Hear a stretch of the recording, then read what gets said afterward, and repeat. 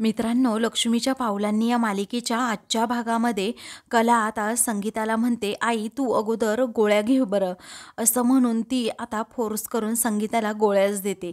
संगीता आता घेण्यासाठी नकारच देत असते, परंतु आता कलासमोर तिचाही नाईलाज होतो. मग आता कला म्हणते, हे काम मी करते, राहू देत. त्याच वेळी आता संगीता म्हणते, हो ते ठीक आहे, परंतु तू सुद्धा जरा आराम करायला हवा ना. मग आता कला म्हणते, काही एवढं काम असतं का, मी कशाला उगीच आराम करू, दे बरं इकडे. असं म्हणून तिच्या हातातून ती सगळं काम घेते आणि शांतपणे जरा बसायला सांगते. त्यानंतर कला ही दारं खिडक्या लावायला जाते. त्याचवेळी संगीता मात्र मनात विचार करते, कलीच्या मनात नक्की काय आहे ना, हे मला तिच्याकडून काढून घ्यायला हवं. कारण तिचं आता लग्न झालंय. मला काहीतरी अशी तिला विचारायची आहे गोष्ट की जेणेकरून ती त्याचं उत्तर देईल, परंतु ती कसं उत्तर देईल हा विचार तिच्या मनात येतो. मग आता तेथे कलाचा मोबाईल विसरलेला असतो. त्याचवेळी आता संगीता म्हणते की देवी आई उत्तर मिळालं. असं म्हणून ती मोबाईल घेऊन कलाकडे जाते आणि अगोदर तो मोबाईल तिला दाखवत नाही. त्यानंतर ती कलाला म्हणते, काय गं, तुझी एक वस्तू विसरली आहे. त्याचवेळी कला म्हणते, आई अगं एक वस्तू विसरली आहे म्हणजे मग सकाळची घेईल ना मी ती, त्यात काय एवढं. तेव्हा आता संगीता लगेच तिला मोबाईल दाखवते. मग कला मोबाईल घेण्याचा प्रयत्न करते, तर संगीता पुन्हा तो मागे मोबाईल खेचते. त्याचवेळी आता कला म्हणते, आई. तेव्हा संगीता म्हणते, गजर नाही लावायचा का तुला. तेव्हा गजराचं काय एवढं, असं म्हणून आता कला विचारते. पण संगीता म्हणते, अगं तुला आठवतं का बाळा, जेव्हा तुझं लग्न झालं नव्हतं तेव्हा आपण रात्र रात्र अशा गप्पा मारत बसायचो, पण आता तेवढा वेळ मिळत नाही. लग्नानंतर तू 2-3 वेळा आली आणि मी सुद्धा तुमच्या घरी राहायला होते, परंतु सगळे काही आपापल्या कामामध्ये बिझी, त्यामुळे काही गप्पा मारताच आल्या नाही. त्याचवेळी आता कला लगेच संगीताला मिठी मारते आणि म्हणते, आपलं असं तासनतास अंगणामध्ये गप्पा मारणं, चांदण्या पाहणं, त्याचबरोबर ती हुडहुडी थंडी मला अजूनही आठवते आणि मी खूप मिस करते तिकडे. त्यानंतर आता संगीता म्हणते की मी तुला एक शब्द विचारेल आणि जो पहिला तुझ्या मनात शब्द येईल ना तो बोलून दाखवायचा, चालेल ना तू. त्याचवेळी आपण तो खेळ खेळायचो, तुला आठवतं का, असं संगीता विचारते.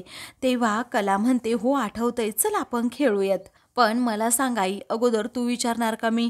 त्यावेळी संगीता विचारते, आई कोण आहे. मग कला म्हणते, मी आहे. त्यावेळी संगीता म्हणते की काय म्हणालीस. मग कला हसते आणि म्हणते, आई अगं तूच आहे ना. तेव्हा आता गप्पा असा संगीता तिला शब्द विचारते. मग कलाच्या मनात आठवण हा शब्द येतो. ती पटकन आता आठवण म्हणते. मग त्यानंतर आता संगीता म्हणते की पाऊस. तेव्हा कला म्हणते, पाऊस, चहा. तर संगीता आई असं म्हणते, तर कला आता प्रेम म्हणते. मग त्यानंतर प्रेम हा शब्द संगीता विचारते. मग आता पटकन कला ही चांदेकर असं म्हणते आणि खिडकी बंद करू लागते. त्याचवेळी आता संगीता हसते आणि विचारते, काय, चांदेकर. तेव्हा आता संगीताला खूपच आनंद होतो. मग आता ती कलाजवळ येते. कला आता खूपच लाजते आणि म्हणते, आई म्हणजे प्रेम आणि प्रेम म्हणजे आई, असंच मला म्हणायचं होतं, पण चुकून आलं असेल तोंडात. असं म्हणून ती पटकन तेथून जायला निघते. त्याचवेळी संगीता म्हणते, तुला काय म्हणायचं होतं ना बाळा, हे मी बरोबर हेरलं आहे, मला हेच तुझ्या तोंडून ऐकायचं होतं. तर इकडे कला म्हणते, बापरे, काय माझ्या तोंडून आलं हे चांदेकरचं नाव.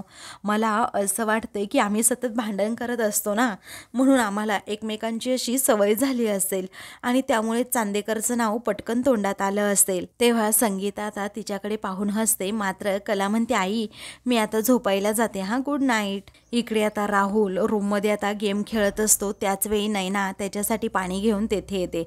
तेव्हा अंजू, पाणी इथे टेबलवर ठेव, असं राहुल म्हणतो. त्याचवेळी आता नैना ही आतमध्ये येत तेथे पाणी ठेवते खरं, परंतु राहुलचे पाय चेपू लागते. त्याचवेळी आता राहुल म्हणतो की, हे नैना, तू तू कशाला आलीस ग इकडे, असं म्हणून तो तिला आता झिडकारण्याचा प्रयत्न करतो. नैना म्हणते, थांब रे 1 मिनिट, असं म्हणून ती त्याला आता सांगते की जरा ऐकून घे माझं. तो म्हणतो, मम्माला बोलवेल हा मी. मग आता ती म्हणते, कशाला हवी आता मम्मा, असं म्हणून आता ती लगेच दार बंद करून घेते. मग राहुल म्हणतो, दार कशाला बंद करतेस, मम्माला आवाज देऊ.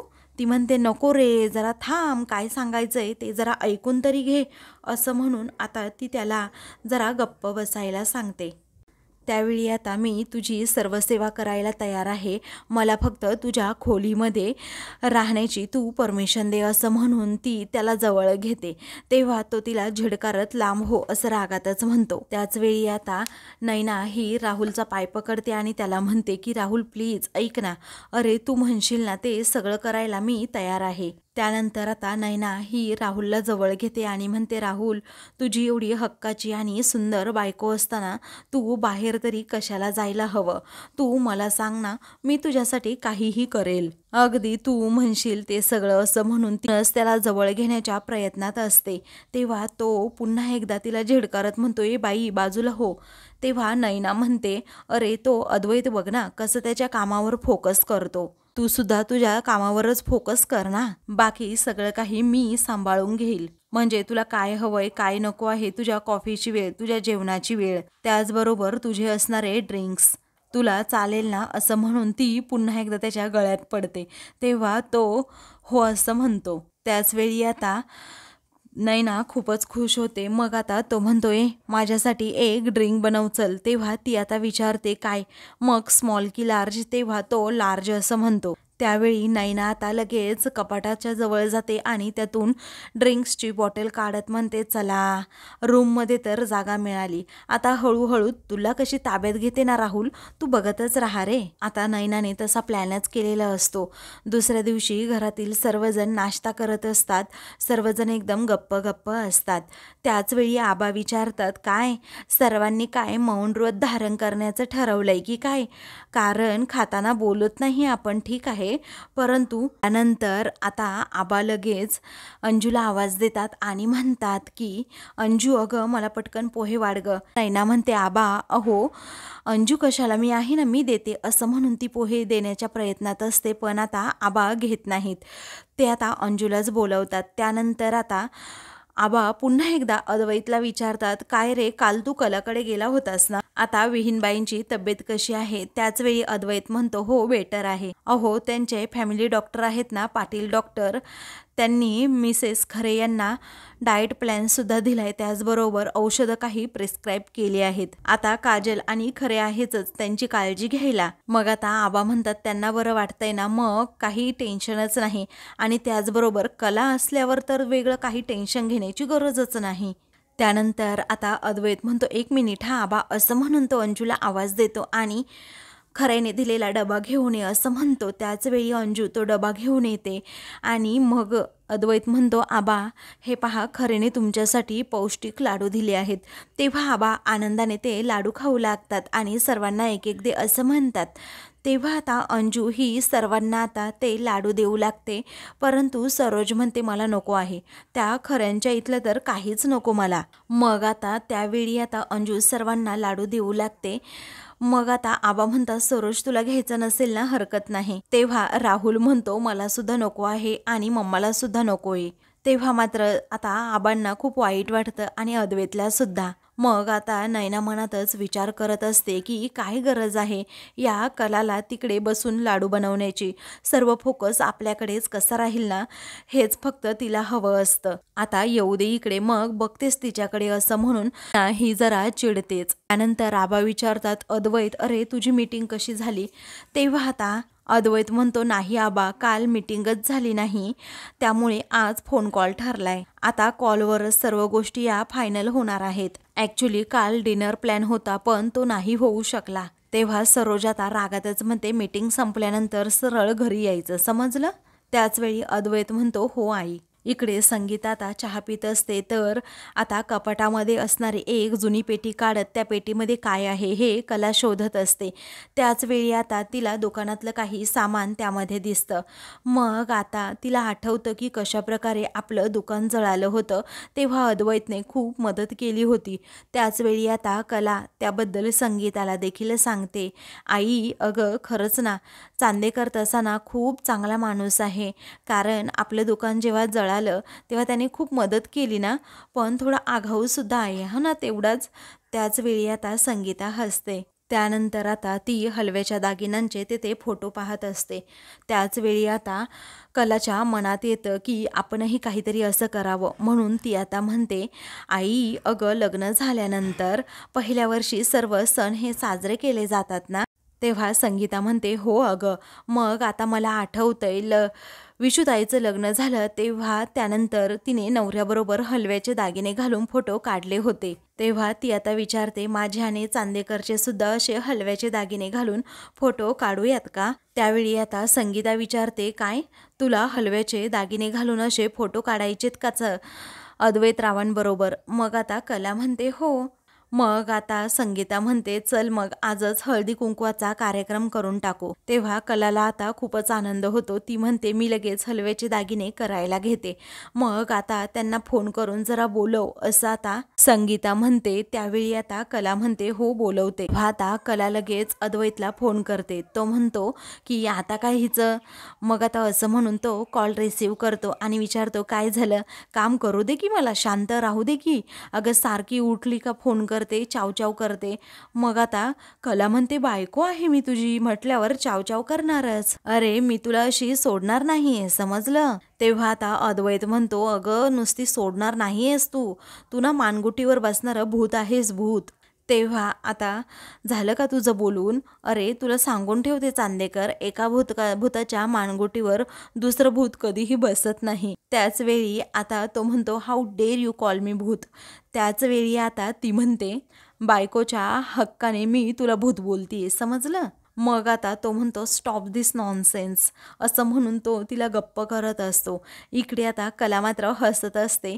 त्यावेळी संगीता म्हणते, अगं कले, आधी जे सांगायला फोन लावला होतास ना ते सांग की, उगीच कशासाठी भांडतेस ग असं म्हणून ती कलालाच गप्प करते. त्याच वेळी आता कला म्हणते, अगं मी नाही भांडत आई, तोच भांडायला लागलाय. त्याच वेळी आता अद्वैत म्हणतो की, आईचं ऐक जरा, बघ ना मिसेस खरे काय म्हणतायत त्या, आणि पटकन सांग काय काम आहे ते, मला खूप काम आहे. पुढे आता तो विचारतो की, बोल पटकन काय काम आहे की ठेवू फोन. मग आता ती म्हणते, अरे थांब थांब, अरे आईची इच्छा अशी आहे की आपलं लग्न झालंय ना नवीन, म्हणजे आपल्या लग्नाला अजून वर्ष झालं नाही ना, तर सगळे सण साजरे करायचे. आता रथसप्तमी असल्यामुळे हळदी कुंकू आहे, संध्याकाळी यावं लागेल. तो म्हणतो, हळदी कुंकू आहे, मग मी काय करू तिथे येऊन? तेव्हा ती म्हणते, अरे बाबा हलव्याचे दागिने घालून फोटो काढायचे असतात. मग आता तो म्हणतो, नाही बाबा आपल्याला नाही हे जमणार. ती म्हणते, आता आईची इच्छा मोडणार आहे का? मला काहीच घेणं देणं नाही याच्याशी, परंतु माझ्या आईची इच्छा आहे की आपण दोघांनी हलव्याचे दागिने घालून फोटो काढावेत. त्याच वेळी आता तो म्हणतो की, मिसेस खरेंची इच्छा आहे का? बरं ठीक आहे, पाहतो मी संध्याकाळी मग. तेव्हा ती म्हणते, पाहतो नाही, यायचंच आहे तुला. मग सांगू का आईला नाही येत तो म्हणून? मग आता तो म्हणतो, ए गप्प बस, नको सांगू तसं असं म्हणून आता तो येण्यासाठी तयार होतो. त्यावेळी आता कला खूपच खुश होते. मग संगीताला समजतं की ही माझ्या नावावर सगळं काही खपवतीये. त्यानंतर आता संगीता म्हणते, ऐक ना अगं कला, Saroj madam, Rajani madam, Rohini madam, त्याचबरोबर नयना या सगळ्यांना घेऊन यायला सांग. तेव्हा ठीक आहे असं आता कला म्हणते. त्याचबरोबर हळदी कुंकवासाठी घरातील सर्व बायकांना घेऊन सुद्धा यायला सांगते. तेव्हा आता तुला समजलं का रे? ऐकू आलं ना आई काय म्हणते? मग आता तो म्हणतो, हो आलं ऐकू. बरं ठीक आहे, मिसेस खरे म्हणतायत म्हणून मी येते घेऊन. तेव्हा आता संगीता जे काही बोलत असते ना ते अद्वैत फोनमधून ऐकत असतो आणि त्याप्रमाणे हो हो म्हणत असतो. कला पण तसं अद्वैतला सांगत असते. मग आता कला पुढे म्हणते, काय रे, मी तुमच्यामधला काही कबूतर आहे का कबूतर? तेव्हा तो म्हणतो, कबूतर नाही आहे, कावळा आहेस तू. मग आता ती म्हणते, मी कावळा तर तू डोम कावळा. बरं संध्याकाळी सगळ्यांना घेऊन ये असं म्हणून कला फोन ठेवते. संगीता आता हसतच पुढे येते आणि विचारते, काय ग माझ्या नावावर खपवतीयस का सगळं? तेव्हा कला म्हणते, मग काय तुझी इच्छा नाही आहे काय? बरं ठीक आहे, करू कार्यक्रम कॅन्सल. मग आता संगीता म्हणते, तसं नाही बाळा, करूयात आपण कार्यक्रम. तेव्हा आता कला ही खूपच खुश असते, कारण चांदेकर बरोबर तिला फोटो काढायचे असतात. त्यामुळे ती आता अगदी आनंदाने नाचू लागते. तेव्हा आनंदी आनंद चोहीकडे सगळीकडे असं आता संगीता गाणं म्हणते आणि तेथून जाते. तर कला आता खूपच लाजते. त्यानंतर आता तेथे एक रद्दीमध्ये पेटीत एक पेपर पडलेला असतो, तेव्हा काकांच्या निधनाची बातमी त्यामध्ये असते की कोल्हापुरामधील प्रसिद्ध बिझनेसमॅनच्या मुलाने हा ॲक्सिडेंट घडवला होता, परंतु नाव त्यामध्ये दिलेलं नसतं. तेव्हा कला आता खूपच घाबरते आणि लगेच संगीताला आवाज देऊन बोलवते. तेव्हा संगीता विचारते काय झालं. मग आता कला म्हणते आई तू पाहिलंस ना, या पेपरमध्ये काकांच्या निधनाची बातमी आहे. त्यावेळी आता संगीता म्हणते हो, पण आता उगीच जुनी मडी उकरून काढायची नसतात बाळा. तर संगीता तो पेपर पटकन तिच्याकडून घेत खूप घाबरलेली असते.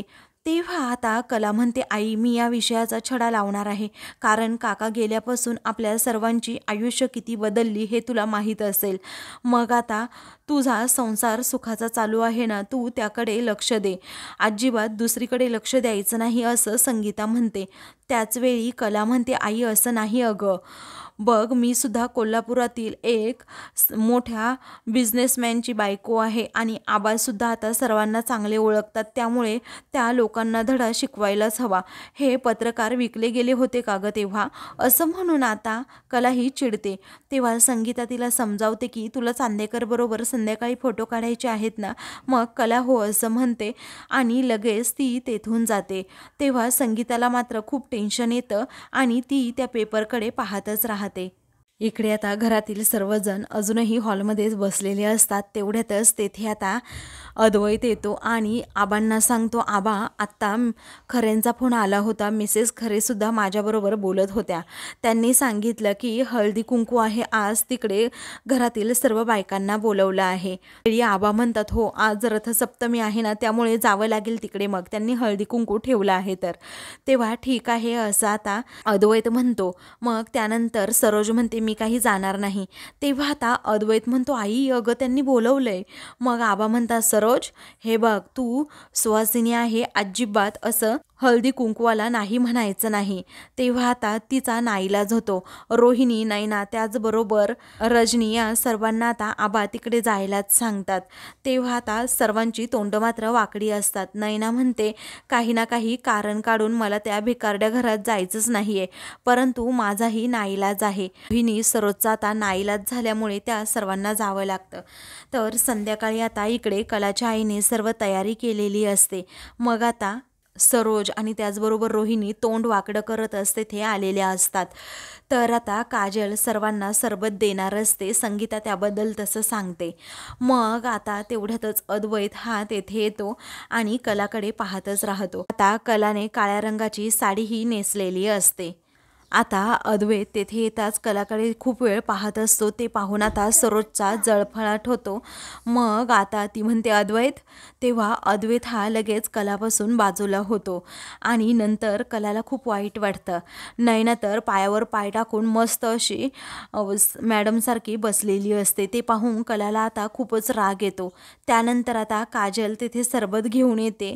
तर आता कला ही लगेच सर्वांना सरबत देत असते. मग आता सरोज आणि रोहिणी ह्या काही सरबत घेत नाही. रजनी आणि नैना या दोघीही घेतात. तर कला रागातच नैनाकडे पाहत असते. त्यानंतर अद्वैत सुद्धा आता कलाच्या हातून तो सरबत घेतो, परंतु समोरून आता सरोज डोळे वटारूनच अद्वैतकडे पाहते. त्यामुळे आता अद्वैत हा सरबत घेत नाही. तर कलाला समजतं की याच्या आईने इशारा केला. त्यानंतर आता कलाला जरा नैनाचा रागच आलेला असतो. तेव्हा नैनाताई जरा तू इकडे येतेस का गं असं आता कला विचारते. तेव्हा नैना हो असं म्हणते आणि कलाजवळ जाऊन उभी राहते. तेव्हा आता नैना विचारते काय झालं. मग आता कला म्हणते हे सगळं हळदी कुंकवाचा कार्यक्रम ठेवला आहे, पण स्वतःहून तुला काही करावंसं वाटत नाही का. त्याचवेळी आता नैना म्हणते की अगं हे सगळं तू ठरवलंय ना, मग कर, तू कर पुढे पुढे सगळ्यांचं, मला काय सांगते.